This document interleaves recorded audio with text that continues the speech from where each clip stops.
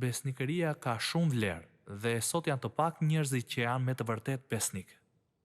Pastaj, mendoj se të ndihmosh dikën në një fushë ku ndihen të paaftë është një mënyrë shumë e dobishme për ta ngushëlluar atë.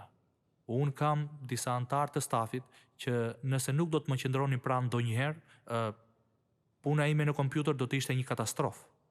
Nga që disa gjëra nuk i kuptoj. Pavarësisht se disa gjëra i di dhe vazhdoj të mësoj, unë mbështetem tek ata dhe për mendimin tim, ndërvarësia nga njëri tjetri në kuptimin e mirë të fjalës është e shëndetshme dhe është e dobishme për ne. Nëse doni dikë, ju doni që ta ndihmoni. Dhe së fundmi dëshiroj t'ju pyes. Dëshironi të jeni ngushëllues? Thoni amen. Ja çfarë duhet të bëni? Duhet të buzëqeshni.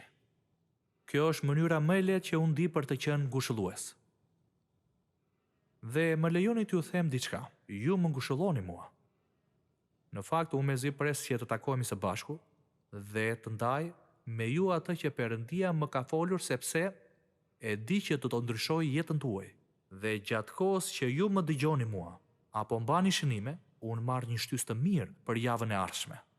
Dhe kështu shkoj në shtëpi në darkë dhe filloj të punoj për javën tjetër, sepse jam i motivuar që të jap më të mirën. Ju më motivoni mua me vëmendjen tuaj, me shënimet që mbani, me jetën tuaj të gjallë, me ofertat tuaj dhe gjithçka tjetër. Kështu, siç jeni këtu, kaq motivues sa jeni këtu, përpiquni që të jeni edhe jashtë kishës, aty ku jeni. Ju jeni të rrethuar nga njerëz që në qoftë se do t'i ngushëlloni ata, edhe ata do t'ju ngushëllojnë juve.